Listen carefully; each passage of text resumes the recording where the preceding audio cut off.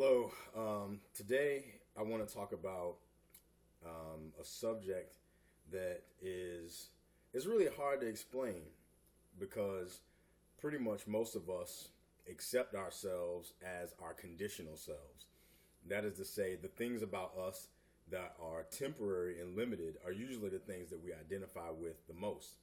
That is our physical dimensions and a lot of our mental constructs of who we think we are. For example, I'm black and I'm short and I'm wearing this sweater and I'm wearing this hat. And these are some things that I use to identify myself. And then those things I give a certain meaning, but that meaning is limited and is contextual. So it's not really the full definity of who I am. It's just some mere expressions of who I am. Or just saying like I'm American or I'm part Cape Verdean or whatever the case may be. All those things are just labels that I use to identify and or give an idea of who I am or the history of how I express myself. But I'm not limited to those things. However, most of us engage each other at that level. And so it's very difficult for us to encounter the true essence of who we are as spiritual beings. In this post, when I talk about saying that I'm going toward a filterless consciousness, I'm basically using what I'm using for filters is the same thing as what I'm saying for conditions. And what I'm trying to express is that as the core essence of who we are, as spiritual beings, as infinite beings, actually, the greater part of who we are, the mostly the fullness of who we are. What I'm trying to say is that when you operate from that space, we are fully giving and fully receiving, integrated part of all of life. I don't know if that makes sense. I know it makes sense to some people because some people speak this type of language. To other people, I'm trying to draw some analogies. Let's say, for example, a filter on the way you see, using sight as an indicator of consciousness. So let's say that you have your sight, you see things as they are. But then let's say you put on some red glasses. All of a sudden, the entire world has a red tint. Or if you ever heard people say people have rose-colored glasses, which is a way of saying that they look at the world as, how do you say, like naive or something like that. So at any rate, I'm trying to use that analogy for consciousness. Every little thing that we use as identifiers of who we are sometimes become filters that keep us from seeing the fullness of who we are. And so that's the filterless consciousness. When you read below, you're going to see that I talk a little bit about some of my own filters that emerged when I was reading something on theroot.com. And I was aware that before I was reading the articles on the Root, I was just experiencing myself as like this nameless, like being that I am. Like, if this makes any sense, my name is Pedro because that's a name somebody gave me. But when I'm by myself, I don't walk around calling myself Pedro. It doesn't matter what my name is when I'm just with myself. My name is important for other people who want to identify me, who want to call out to me from some other place to draw me into wherever they are. They need to call me Pedro. Just like if somebody wants to talk to me, they have to have my phone number to contact me to draw me into wherever they are. But without that way of connecting with me, it's not very important to me what my phone number is or what my name is. That's only important in that I use those things that relate to other people. Does that make any sense? I'm assuming you're saying yes. So at any rate, I'm trying to use that again to express that when I was sitting in the house, I was just being. Then I started reading articles, and some of the articles pertain to African American things that African Americans might be more inclined to be interested in. And so I was reading them, and as I was reading them, I started feeling some stuff rising up in my consciousness, and those were filters, and I could feel as they arose that were I to contact certain people while I was feeling the vibration of these articles, I might be less inclined to receive something from those people and less inclined to give something toward those people. But I was aware of it. So as long as I'm aware of those filters, I can also like disengage those filters and encounter people from pure consciousness, purely giving and purely receiving from all those people that I engage with on a day-to-day basis, all the relationships, even with like organizations, all the things that I relate to. If I come to them from a place of pure consciousness, and I know how to bring down my filters or use my filters if I'm relating to someone who has a similar filter, then I'm operating from consciousness. But if I'm stuck with those filters on or stuck with those red glasses on, and I think everything in the world has that tint, when in reality it doesn't, then I'm kind of lost. Because somebody could be handing me a white rose, but I'm wearing red glasses, and I'm crying about I hate red roses. It's true to me that I'm experiencing a red rose, but it's not true that person's giving me one. And this is true for a lot of the ways we engage with people.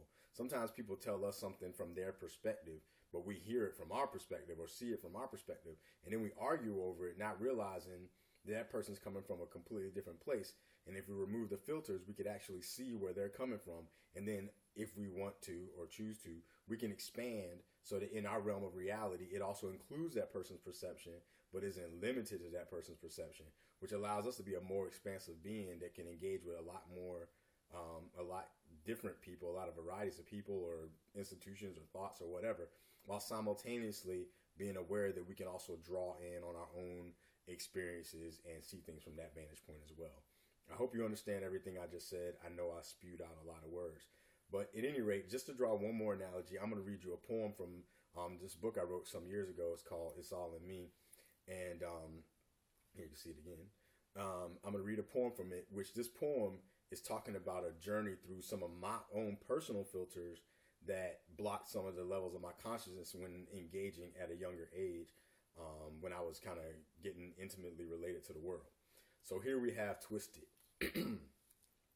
Open up your ears and hear the story that I'm telling you. When I was a little kid, I used to get dissed on the regular. I used to get picked on, poked at, and made fun of because I was a sensitive cat, always talking about one love. Other kids my age had multiple distractions, whereas I was more focused on putting words into action. So when I took it to the streets, I didn't expect to get straight dissed just because my shoes had too many stripes for Adidas, but not enough for K-Swiss. My words were for nothing. I only evoked laughter. I tried to get them focused off my clothes, but it just didn't matter. They called me church boy. They said I talked white, but they were living cartoon while I was living real life. See, I wanted to show love, but all they knew was hating, perpetually playing themselves because they were mentally masturbating. They believed the lie. It had been passed down from their mama. Generation infected by an attempt to keep the black man in drama. So I took it to the adults. I thought they would understand, but they were too whitewashed to see this burgeoning black man. So I took it to my history teacher. Then he said this to my face: "You're a smart boy and a credit to your race."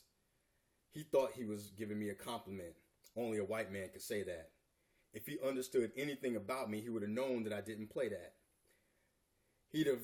But I knew he had good intentions. I could tell he didn't know. He was caught up just like everyone else, so I decided to let it go. I then took it to my grandma, but what she said left me unsettled. She told me to tell white people I was Portuguese so that they would treat me better. What the hell was that? Was this some conspiracy?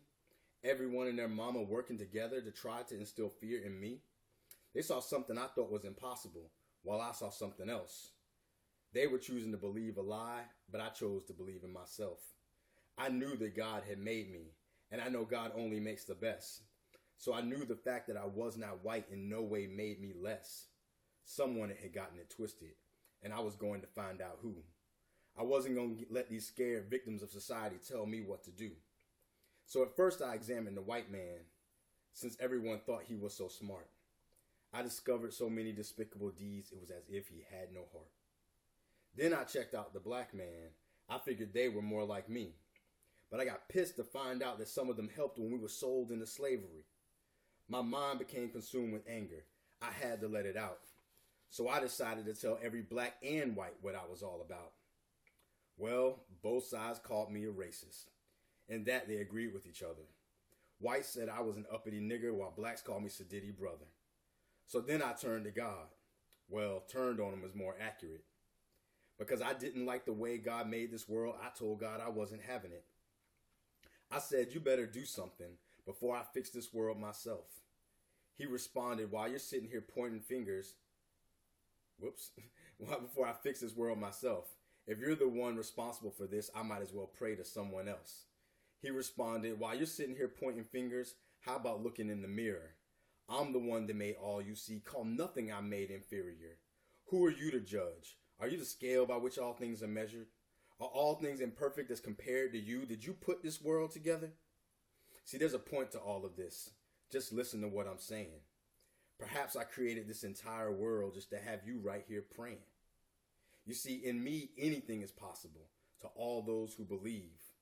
This world is as beautiful or as ugly as you see it. It depends on what you choose to perceive.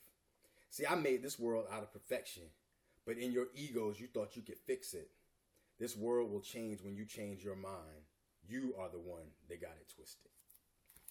So that's Twisted. That's in It's All in Me. It's a book of poems.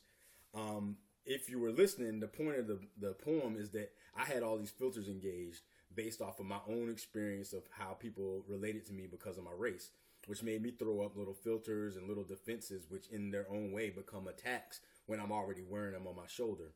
And so God, or the character of God, my ideas about God in my mind showed me that I was actually the one that got it twisted. It was my filters that made me see the things that I saw and the things that I was reacting to. And had I had disengaged filters, perhaps at least there's a possibility for me to see the invitation that is here in life and in the realm of consciousness. So at any rate, as you read below, I hope that you're mindful that what I'm trying to express isn't that people should go into this, like what people say, like a colorless society or colorless world or culture, world free of culture and all this other stuff. Because I, in fact, think that we should celebrate all those things. But I also think that we should be mindful of what it is that we're celebrating. That we should be mindful that some of the attachments that we have to the world, that we think that's how it is, it's really cultural. And there's nothing wrong with that. There's a lot of beauty to that. But we have to be aware, because if we don't have one ear open to be able to listen to other people telling us where they're coming from, we're going to cause a lot more problems than we need to. Somebody once told me that there's a reason why we have 2 ears and 1 mouth. It's so that we can listen twice as much as we speak. I'm known for talking a lot, so I might need to work on that a little bit more. But I'm mindful of it, and I'm hoping that you're mindful of it too, and that if we ever engage one another and we seem to be coming from different places, which more than likely we are, I hope that we can at least pause and try to hear one another in the spirit of love, and to see how we can become better and more illumined and enlightened and transformed by engaging people of difference and just getting to know more of who we are in this filterless consciousness. And I guess the final thing I'll say was that if you ever see a prism, you know that the prism's clear, but all the colors of the rainbow exist in the realm of it. So it's like when you put all those colors together, you get clarity. And when you scatter them apart, you get the multivarious realm of colors on the spectrum. But at the same time, they all come toward and from clarity. So at any rate, that's the last thing I'm going to say. I hope you get something out of it. Peace, sir.